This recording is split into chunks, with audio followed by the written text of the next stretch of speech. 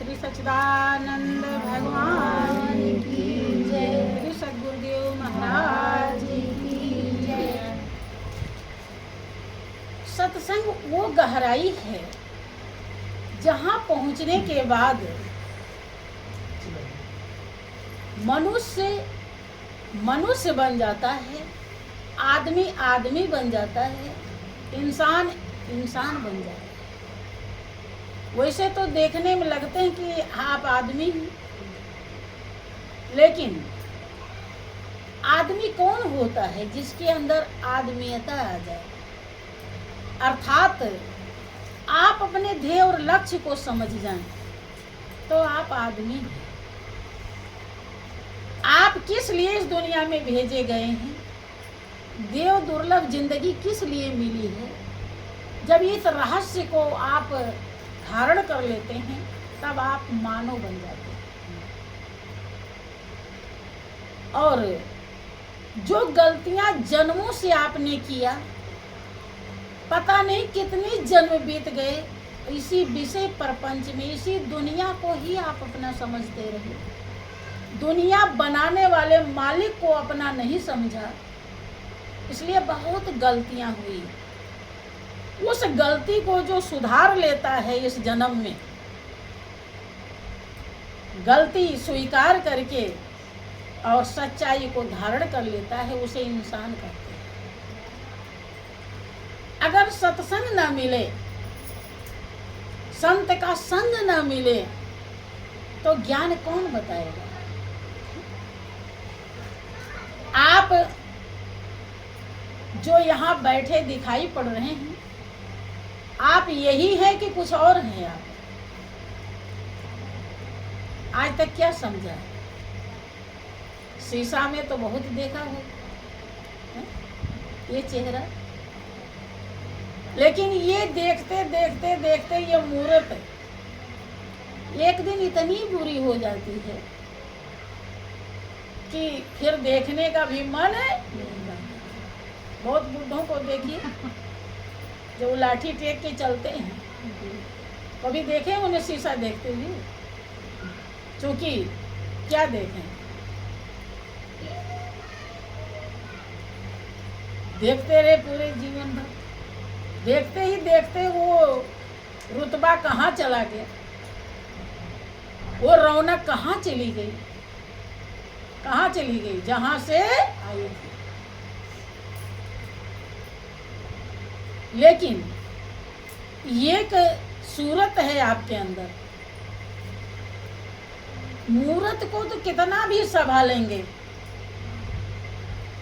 वो संभलने वाली नहीं, वो तो दिन प्रतिदिन रात दिन बिगड़ ही रही। संभालना क्या है? अब मुंह नहीं धोएंगे तो कोई चीज चिपक गया है तो सही नहीं लगेगा, देखने में सही नहीं लगता है, गंदगी लगी है तो बदबू करेगा। ये सब इसीलिए सब धोया नहाया जाता है। ये नहीं कि ये हमेशा ठीक रहेगा ही नहीं, पुराने वाला नहीं। लेकिन एक इसके अंदर सूरत है, वो सूरत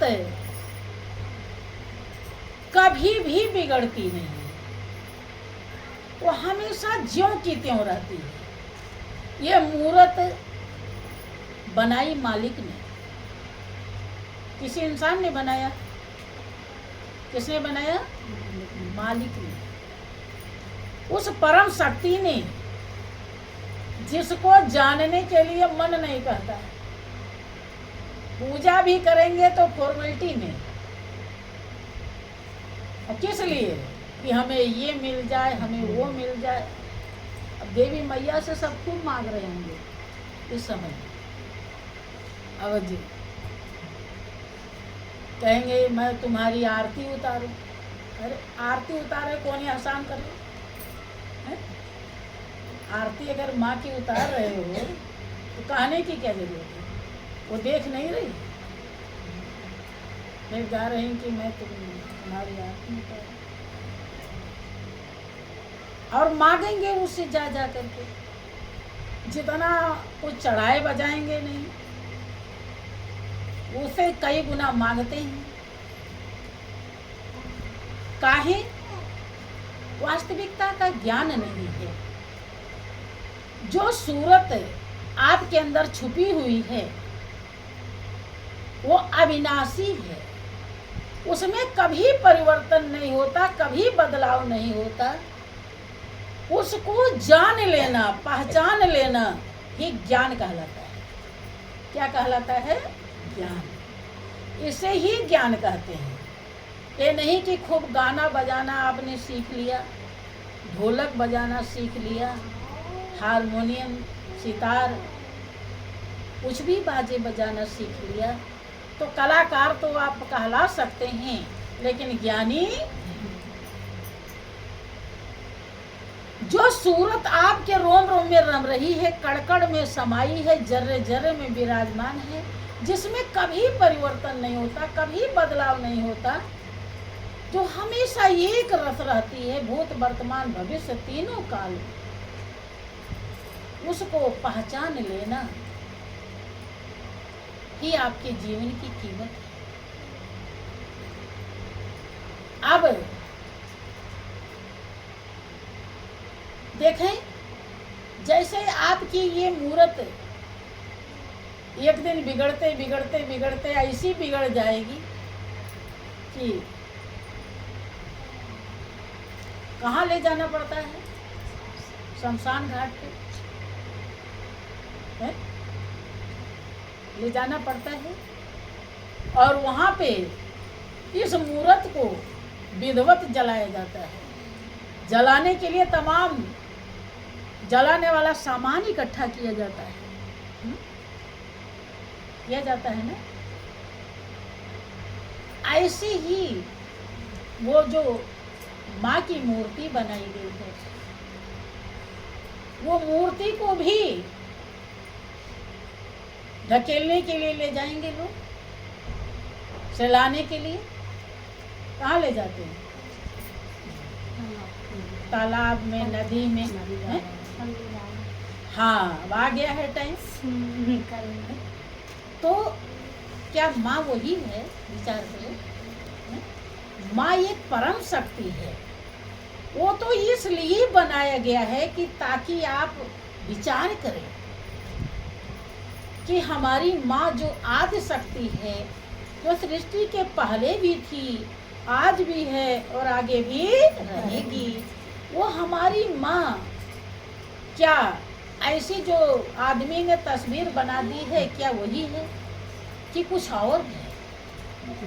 ताकि आप विचार करें और उस परम शक्ति को पहचानने के लिए ज्ञान चाहिए। उसको जानने के लिए आपके हृदय में श्रद्धा पैदा हो, भाव पैदा हो। देखो, बच्चे जब लोटा लेकर के पूजा करने के लिए जाते हैं, पूजा का सामान, तो कोई दिक्कत नहीं, बच्चे हैं, अभी उन्हें नहीं समझ आई कि माँ यही है कि कुछ और है। वो तो एक प्रतीक बनाया गया है ताकि आप अपने भाव को अर्पण कर सकें। भाव को अर्पण करने के लिए बनाया गया। लेकिन वास्तव में माँ क्या है, वो आपको मिल सकती है, उसकी पहचान आप कर सकते हैं और पहचान करके प्रेम कर सकते हैं। और ये जीवन खास तौर से इसीलिए मिला। अगर माँ की पहचान करके उससे आपने दिल नहीं लगाया, प्रेम नहीं किया, तो आपके जिंदगी की कीमत नहीं मिलेगी। चाहे माँ कहिए या परमात्मा कहिए, दोनों एक ही हैं, दोनों दो नहीं। अगर उसकी सूरत को, माँ की सूरत, आप सुनते हैं कि मंदिर मंदिर मूरत तेरी और फिर भी न देखी सूरत तेरी, और युग बीते न आई मिलन की पूर्ण मासी रे, और दर्शन दो घन श्याम नाथ मेरी अखियाँ प्यासी। कभी भी पूरी जिंदगी बीत जाएगी, अगर आप अपने अपने भाव में चेंजिंग नहीं किए, भाई ठीक है, बच्चा भी पूजा करने जा रहा है, जवान भी जा रहे हैं और बूढ़े भी जा रहे हैं। बच्चा को तो अभी मौका है, जिंदगी अगर है उसकी तो और बड़ा होकर के खोज कर सकता है कि माँ क्या है, माँ को हम कैसे जाने, कैसे ध्यान करें, माँ का हृदय में कैसे बसाएं। लेकिन जो बूढ़ा हो गया, अब बूढ़ा होकर के भी वही पूज रहा है, उसको कब ज्ञान होगा? अब समय खत्म हो गया, अब वो कब जानेगा कि माँ क्या है? देखो, अगर आप ध्यान नहीं देते हैं, सत्संग सत्य का संग, माँ का संग कर लेना वही सत्य, माँ ही सत्य है। लेकिन अब वो सत्य हरदम रहता है। अब वो माँ एक आधे दिन में विदा होने वाली है, अब ये सत्य रहेगा कि असत्य, इसे क्या कहेंगे? है? अब परिवर्तन हो गया, बदलाव हो गया, अब इसे असत्य कहेंगे। और माँ है सत्य, उसका संग कर लेना ही सत्संग है। बात समझ में आई? अब संग कैसे करोगे? जब तक अब कोई मंदिर है, उसमें जाने के लिए दरवाजा होता है या नहीं होता? होता है। आप जब मंदिर के पास जाते हो तो ढूंढते हो दरवाजा किधर है, किधर से हम पूजा करने जाएं। देखते हो दरवाजा दिखाई पड़ता है तो आप अंदर चले जाओ। ऐसे ही माँ को पूजने के लिए, माँ को जानने के लिए, भाई आप कहते हो कि मंदिर चले जाओ। मंदिर मन के अंदर, कहाँ जाना है? मन के अंदर। और आप वो चले जाते हो ईंटे के अंदर। मंदिर किसका बना हुआ है? ईंट का। जब मन के अंदर जाएंगे आप तो उस मन मंदिर में माँ बैठी हुई है, माँ का स्वरूप है, परमात्मा का स्वरूप है। इसीलिए महापुरुषों ने समझाया, क्या कहा? कबीर दास जी अपने समय के बहुत अच्छे संत कहलाते हैं, बहुत बड़े ज्ञानी कहलाते हैं। उन्होंने जो साखी शब्द रामायणी ग्रंथावली लिखी है अपनी, उस पर लोग पीएचडी करते हैं आज भी, लेकिन उस अनुभव को नहीं प्राप्त कर सकते पीएचडी करके भी, जो अनुभव होना चाहिए। क्योंकि अनुभव का ज्ञान अनुभव से ही होता है। वो कहते हैं दुनिया वालों को, उन्होंने सखी कहा। क्या कहा? करो जतन सखी साई मिलने की, करो जतन सखी साई मिलने की, करो जतन सखी साई मिलने की, करो जतन सखी साई मिलने की। देवता पितर भुइया भवानी, देवता पितर भुइया भवानी, ये सब है 84 चलने की, ये सब है 84 चलने की। करो जतन सखी साई मिलने की, करो जतन सखी साई मिलने की। कहते हैं दुनिया वालों, बहुत दया करके मालिक ने मनुष्य की जिंदगी दी है, कि कबहू क करी करुणा नर देही और देत ईस बिन हेतु सही। जैसे आप अपने बच्चे को कभी पिटाई कर देते हो, ज़्यादा बदमाशी करता है तो बहुत प्रिय है आपके लिए, आप उसे सुधारने के लिए डंडे मार देते हो, बांध देते हो। बहुत लोग बांध देते हैं कि तो बहुत भागता है इधर उधर, चल अब कैसे चले, बांध देते हो। पड़ा रहता है चुपचाप, बहुत देर हो जाता है, रोता रहता है, आपका अंदर ही अंदर दिल दुखता है कि बेटा बच्चा बहुत रो रहा है, दया आती है आपको। कुछ देर बर्दाश्त करते हैं कि अभी और रो लेने दो ताकि सुधर जाए बढ़िया से, बहुत बदमाशी करता है। कुछ देरी के बाद तो आपका हृदय नहीं मानता है और आप जाते हो उसे खोल देते हो और प्यार भी करते हो, कुछ करते भी हो, बेटा वैसे गलती मत करना है। बहुत माताएं तो रोने भी लगती हैं, मारने के बाद खुद ही रोने लगती हैं। हाँ, कि मैंने अपने बच्चे को, आप सभी लोग मालिक के बच्चे हैं। आप जब इतनी अच्छी जिंदगी पाकर, देव दुर्लभ जिंदगी पाकर के आप बहुत बड़ा गलती अपराध करते हो क्या? आप स्वयं को नहीं पहचानते हो, अपने को नहीं जानते हो। सब के अंदर वही परमात्मा आत्मा के रूप में स्थित है, माँ के रूप में स्थित है। वही माँ है, वही आत्मा है, वही उस मालिक की शक्ति है। उसे जब पहचानते नहीं हो, पहचानने के लिए मिला है, पहचान के प्रेम करने के लिए मिला है। खास तौर से दुनिया का भोग विलास ये तो राह खर्च है, ये मंजिल नहीं है। और इसके चक्कर में आप उसे जब पहचानते नहीं हो, तब वो सजा के रूप में 84 लाख योनि में भेज। आपके यहाँ देश में संविधान है, संविधान के अनुसार जब कोई काम करता है तब उसे जीने के लिए, रहने के लिए अधिकार होता है। और संविधान के विरुद्ध अगर कोई काम करता है तो पुलिस वो पकड़ लेती है और ले जाती है, पिटाई करती है। अब पिटाई करने के बाद क्या करती है? जेल में डाल देती है।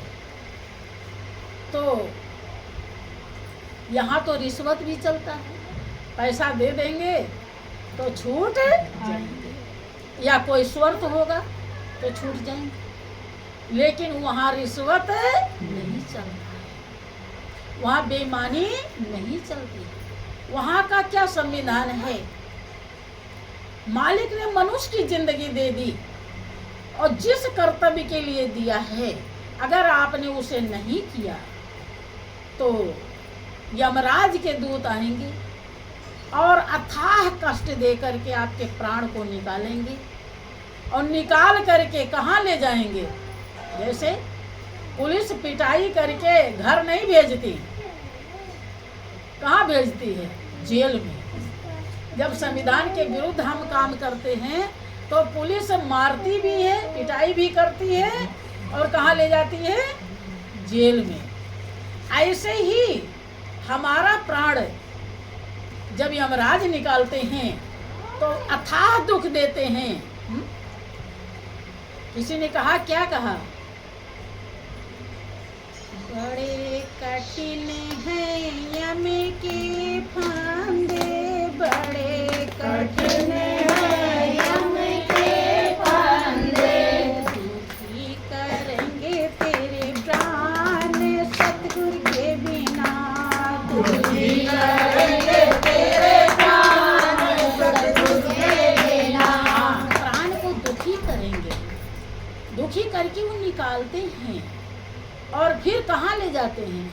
निकाल करके घर वालों को नहीं देते, 84 लाख योनि में डाल। ये सजा है। सजा सहते सहते जब बहुत दिन बीत जाता है तो जैसे आपने सजा में अपने बच्चे को मारा पीटा बांध दिया, फिर दया आई तो खोल दिया, ऐसे मालिक को दया आती है, तब वो मनुष्य की जिंदगी प्रदान कर देता है। इसलिए कर देता है कि आपको स्वतंत्र बना देता है। अब आप खोई हुई पूंजी को, खोई हुई शांति को, खोई हुई सच्चाई को, खोई हुए उस यार को, मालिक को प्राप्त कर सकते हैं। आपको स्वतंत्र बना देता है, इस योग्य बना देता है कि चाहे आप जीवन की बाजी को जीत लें और चाहे अगर आप होश में नहीं रहेंगे और संत का संग नहीं किए तो फिर बाजी को हार जाएंगे। कि 1,84 भरम दिया पोपे अटकाया आए और अब की पासा ना पड़ा तो फिर 84 लाख योनि भटकने के बाद मनुष्य की जिंदगी दिया और अब की बार भी अगर उसकी कीमत कदर नहीं समझी तो फिर 84 खड़ी इंतजार कर रही है। जो उसमें पड़े हुए जीव हैं उनको मनुष्य की जिंदगी दे देगा मालिक, और आपको जो जिंदगी मिली है अगर इसका कदर नहीं किया तो फिर वो देने वाला आप ही का बेटा। आप 1 करोड़ रुपया दे दो और वो कह दो बिजनेस कर लो बेटा, और वो ले जाए गलत धंधे में लगा दे और सब लुटा के चला गए, फिर देंगे आप? बताओ। आप ही का बेटा तो है, दूसरे का नहीं है। ऐसे आप भी प्रभु के जीव हैं, लेकिन अगर आपने इतनी अच्छी जिंदगी को बर्बाद कर दिया जिसके लिए देवता तरसते हैं, फिर वो देने वाला। इसलिए कबीरदास जी दया करके समझाते हैं, करो जतन सखी साईं में। ऐसा आपको मनुष्य की जिंदगी मिली है, इसलिए ऐसा उपाय करो कि ताकि साईं परमात्मा मिल जाए। ये नहीं कि झूठ मूठ के बस पूजा कर लो इसी से सबको। जैसे आप झूठ के पूजा करोगे इसे झूठ ही फल मिलेगा। मालिक मूर्ख है क्या है? आप पूजा करें झूठा वो देगा सच्चा नहीं। सच्चाई को जानने के लिए सच्ची पूजा करनी पड़ेगी, और उसके लिए साईं कैसे मिलता है, माँ कैसे मिलती है, कैसे वो रोम रोम में रम रही है, उसके लिए क्या ज्ञान चाहिए, क्या तरीका, क्या रास्ता, क्या पौड़ी, क्या टेक्निक, क्या फार्मूला है। जब तक हम नहीं जानेंगे कभी वो नजर। कबीरदास जी कहते हैं कि देवता अगर तुम उसे नहीं जानते हो साईं को, मालिक को, तो किसे पूजोगे? देवता पितर भुइया भवानी यही पूजते हैं। बहुत तो ज्ञान पाने के बाद भी यही पूजते हैं, तो वही भुइया भवानी में ही रह जाएंगे। फिर गुरु की कृपा उन्हें मिलने वाली। अब किसी को सही दूल्हा मिल गया हो अब फिर भी वो गुड़िया गुड्डा से खेले और सही दूल्हे को पानी न पूछे, क्या कहेंगे लोग? समझदार की पागल? आप ही बताइए। भाई दूल्हा बहू ले आई आप, और वो पहले छोटी थी तो गुड़िया गुड्डा से खेलती थी, अब वो कहती है कि नहीं मैं तो पहले भी खेल रही थी, अब वो इसी से खेलूंगी। पति कहाँ बैठे हैं, क्या कर रहे हैं, उन्हें कुछ नहीं देख रही। क्या कहोगे? मैं भी बहुत पागल मिल गई, कहोगी कि नहीं? ये तो कुछ भी उसे कोई ज्ञान ही नहीं है। यहाँ तो आप जानती हो कि ऐसे करना चाहिए, लेकिन ज्ञान पाने के बाद ध्यान करना चाहिए। ध्यान से वो सिद्धि प्राप्त होती है जहाँ सब कुछ मिल जाता है। और ज्ञान पाने के बाद भी अगर हम भुइया भवानी देवता पितर में लगे रहे तो ऐसे ही हम भी गिने जाएंगे। हमको भी वो देवता पितर भुइया भवानी पागल ही कहते हैं। सुनो, समझो, बहुत मार्मिकता है बातों में, गौर करोगी तब समझ पाओगी। करे देवता पितर भुइया भवानी ये सब है 84 चलन की। अगर इनके पूजने में लगी रही और साईं को आपने जाना नहीं, पहचाना नहीं, प्रेम किया नहीं, देवता पितर तक ही रह गए तो तुम्हें 84 लाख योनि में जाना ही पड़ेगा। तुम 84 से बचे नहीं सकते। ये सब है 84 चलन की। इसलिए क्या करना चाहिए? करो जतन सखी साईं मिलन की, करो जतन सखी साईं मिलन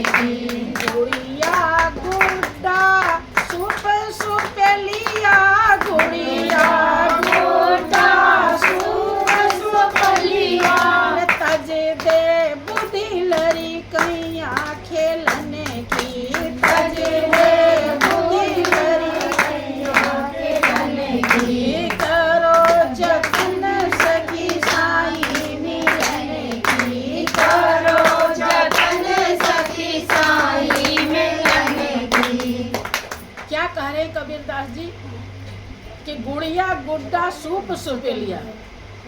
जब बच्चा नादान होता है तो देखता है कि हमारे मम्मी हैं, पापा हैं, चाचा हैं, चाची हैं, भाई बंधु हैं, बहन हैं, सब परिवार हैं, तो हमारा भी परिवार होना चाहिए।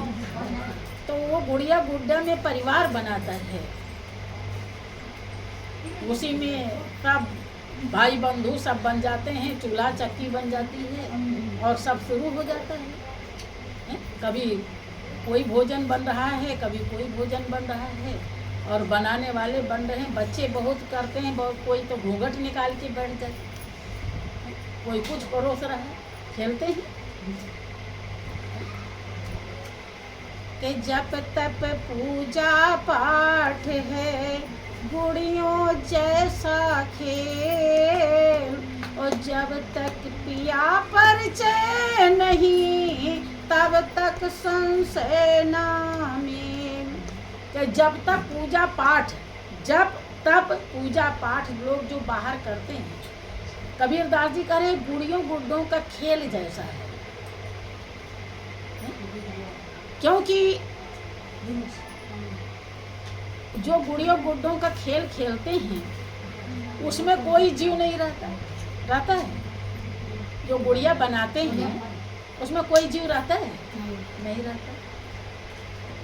इधर गिरा दिया तो उधर गिर गए, उधर बैठा दिया तो उधर बैठ गए। और कितना मिट्टी गोबर का कहीं खाना बन रहा है, कोई चीज सही नहीं रहता है।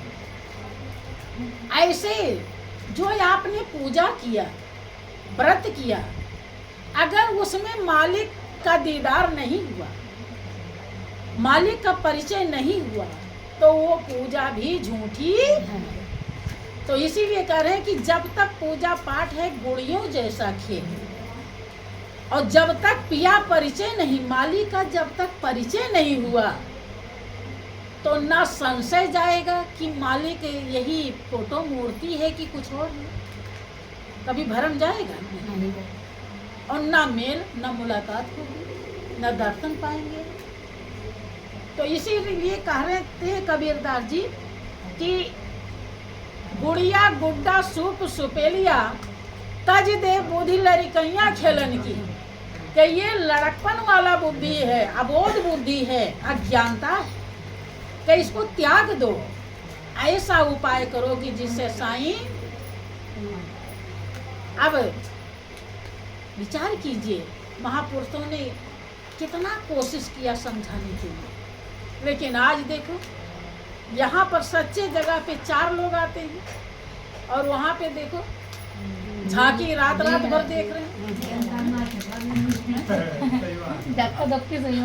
हाँ, अरे वो एक जगह तो अनाउंस हो रहा था कि अगर माँ के दरबार में धक्के लग जाएं तो उसे कभी बुरा मत मानना, क्योंकि जो धक्के माँ के दरबार में सह लिया तो उसे जिंदगी में कभी धक्के नहीं सहने पड़े। हमने कहा ये तो बड़ा अच्छा रहा। एक बार से झंझट खत्म। हाँ, झंझट खत्म। एक बार अब यही तो है, अधूरी जानकारी खतरे की घंटी होती है। अरे वो माँ का दरबार वो नहीं है, वो तो तुमने बनावटी बनाई है। सही में दरबार तो कहीं और है। उस दरबार के लिए आप पड़ोसी के धक्के सह लो, आप शरीर के धक्के सह लो, आप परिवार के धक्के सह लो, आप किसी के भी धक्के सह लो, लेकिन मालिक के दरबार में पहुंच के ही रहो, माँ के दरबार में पहुंच के ही रहो, तब कोई धक्के आपको सहने नहीं पड़े। बात समझ में? क्योंकि आपको पता है कि ध्यान भजन करने में कितनी बाधाएं हैं, पता है कि नहीं? कहीं लोग उल्टे हो जाते हैं, गलत गलत धंधा सीख लेते हैं, तो उसमें भले लोग न मना करें, लेकिन सत्संग भजन में अगर कोई जाने लगे गए तो पागल हो गए, पता नहीं कहाँ दौड़ दौड़ के जाते, क्या रखा है वहाँ पे। यही धक्के नहीं सह, इस धक्के को अगर हमने सह लिया तो अब कोई धक्का सहना नहीं पड़ेगा। करो जतन सखी साईं मिलन की, करो सखी साईं मिलन की। आगे क्या समझाते हैं कि साईं का जो रहने का स्थान है वो कैसा है? ऊंचा महल अजब घर बंगला, ऊंचा महल अजब घर बंगला, साईं की सेज वहाँ लगी फूलन की, साईं की सेज वहाँ लगी फूलन की, करो जतन सखी साईं मिलन की, करो जतन सखी साईं मिलन की। ऊंचा महल अजब घर बंगला, वो महल इतना ऊंचा है कि उस महल में जाने के लिए हैं? कोई चीज बहुत ऊंचाई पे है तो उसे अगर हम लाना चाहते हैं, उतारना चाहते हैं, तो हमें भी उतनी ऊंचाई पर पहुंचना पड़ेगा कि नहीं? हैं? अब ऊंचा कैसे बनेंगे? ऊंचा का मतलब महान, पवित्र, पावन, निर्दोष, निर्विकार, इसको कहते हैं ऊंचा। जहाँ मालिक का वास है तो सब जगह, लेकिन खास तौर से जहाँ वो मिलता है वो ऊंचा महल है। ऊंचा महल में जाने के लिए हमें अपने मन बुद्धि को पवित्र करना होता है, उसके लायक बनाना होता है। अर्थात कुछ ना कर सको तो हौसला तो बुलंद रखो है कि हम मालिक का ध्यान लगाएंगे और मालिक का दर्शन पाएंगे। जब ध्यान में बैठे तो कम से कम ऐसा भाव तो होना चाहिए है? तब हम उस महल में जाने से हमें कोई रोक नहीं सकता। साईं की से आप अंदर में बहुत लोगों का अनुभव होगा कि अंदर में तमाम फूल पत्ती भी दिखाई देती है, क्योंकि जब बाहर फूल है तो जहाँ ओरिजिनल शक्ति वास कर रही है वहाँ भी फूल है। वो ऐसा फूल है, ना वो सड़ता है, ना गलता है, ना वो जाता है। इसीलिए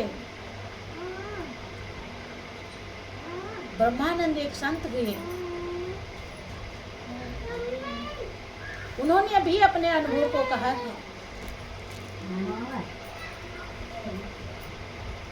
क्योंकि उन्होंने भी ब्रह्म का आनंद लिया जो जीवन की कीमत है। अगर इस ऐसी जिंदगी पाकर के हम यत्न नहीं करते हैं, कल के प्रभु जब ये जीवन छीन लेगा, बहुत बहने ही भूल जाती हैं, दुनिया के चकाचौंध में सदाचार की भावना भूल जाती है, सभ्यता संस्कृति भूल जाती है। कभी भी भूलना नहीं चाहिए, क्योंकि वो हर पल हिसाब कर रहा है, उसके हिसाब में जरा सी भी गड़बड़ी नहीं हो सकती। और हिसाब जब लेगा कि होगा परलोक में, जब तेरा हिसाब और कैसे मुकरोगे बता दो ऐ जनाब, जब वही तेरी निकाली जाएगी और बिन मुहूर्त के एक समय आता है कि जब आपका गला कफ वायु से घिर जाता है, आंखें पत्थर हो जाती हैं, जिह्वा ऐंठ जाती है, आपको लोग बुलाते हैं, देखो बब्बा आपकी बेटी आई है, शिवपुरी से आई है, अशोक नगर से आई है, देखो तो बब्बा कुछ नहीं गिलते हो, क्योंकि अब बब्बा अपना हिसाब देख रहे हैं। बात समझ में? हिसाब देखने के कारण वो आप बाहर का हिसाब अब नहीं देख सकते, समझ गए? तो अब जीवन का वो खत्म हो गया, अब कुछ भी हिल डुल नहीं पाएंगे। इसलिए मनुष्य की जिंदगी किसके लिए मिली है, हमको जरूर समझना चाहिए। ब्रह्मानंद